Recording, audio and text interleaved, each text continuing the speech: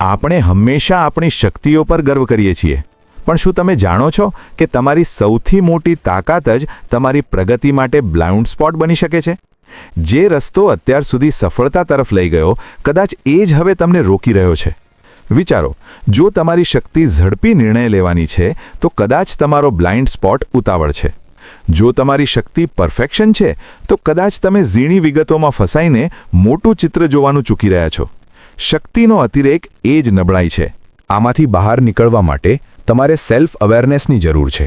બીજા લોકોનો ફીડબેક લો અને જુઓ કે કઈ જગ્યાએ તમારે તમારી તલવાર મ્યાન કરવાની જરૂર છે.